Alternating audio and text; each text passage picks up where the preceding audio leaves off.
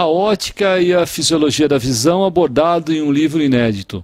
A ciência e a tecnologia foi colocada em um livro como esse aqui, muito bem ilustrado, em que na capa o destaque é um olho, lógico. Um olho e com o elenco de colaboradores, que são vários.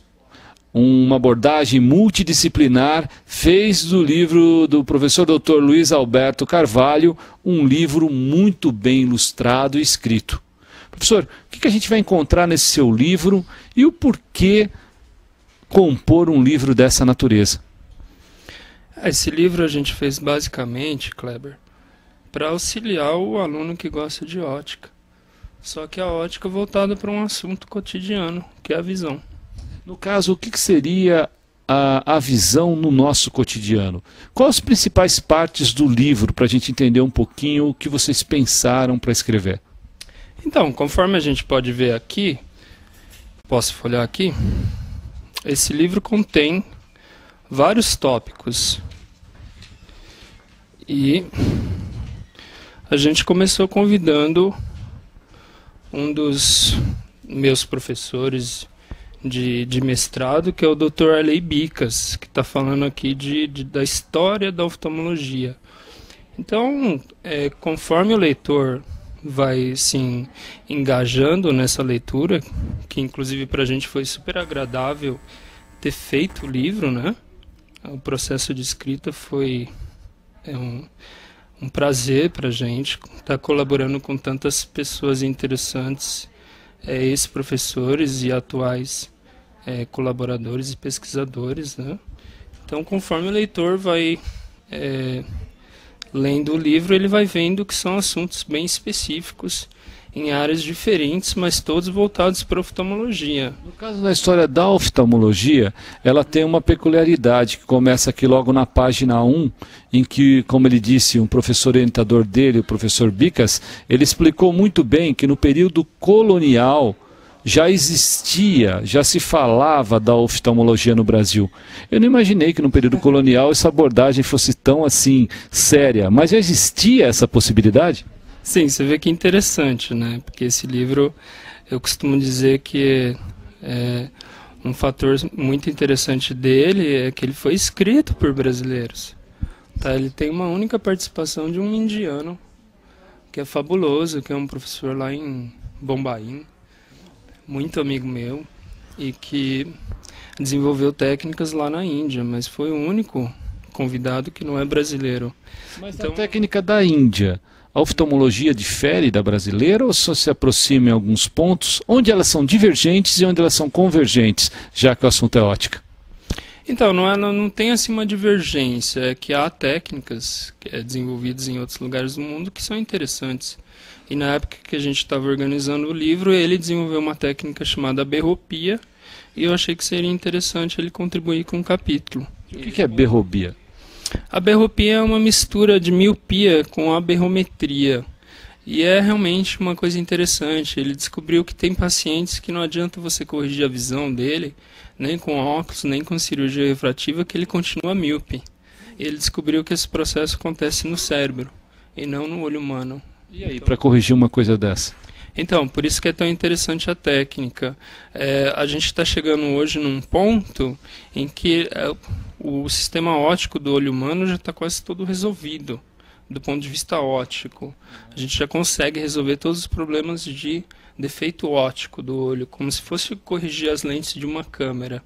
Mas o que a gente está percebendo agora é que o difícil mesmo é corrigir o filme da câmera, ou corrigir o processador, que é o cérebro, que é onde realmente acontece a visão. O nervo óptico, você me disse que o nervo óptico faz parte do cérebro e não do sistema óptico, é isso mesmo?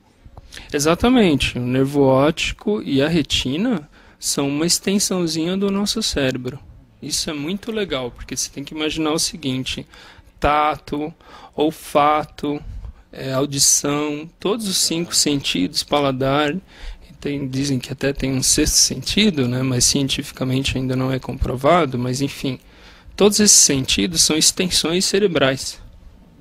Tá? Então, quando você toca um objeto, você está levando informação elétrica do toque até uma região do cérebro que interpreta isso, como você tendo tocado um objeto.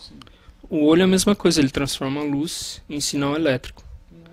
Então a retina, que é o fundo do nosso olho, ela é o único, ela é tão interessante porque ela é o único lugar do corpo humano onde você consegue ver veias e ver o movimento de sangue, sem ter que cortar a pele.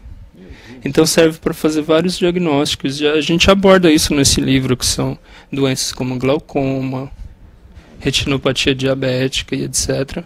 E voltando àquela questão sua, eu acho que o maior apelo desse livro é que ele foi escrito genuinamente por brasileiros, pesquisadores brasileiros, e não mais uma tradução de um livro americano ou europeu, como a gente está tão acostumado a ver em engenharia, em física em geral, que a maioria dos livros didáticos são traduções, é ou não é?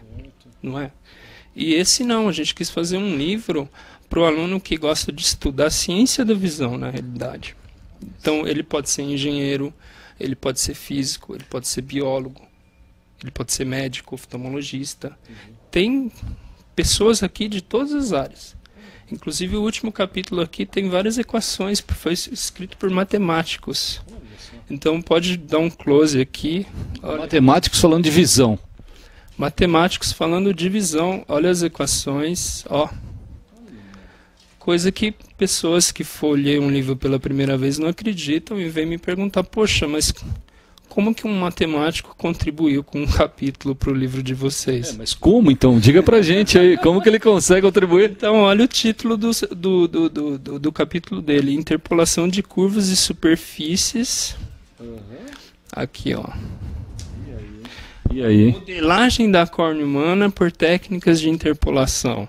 Ou seja, são matemáticos, amigos nossos, que estudam a forma da córnea.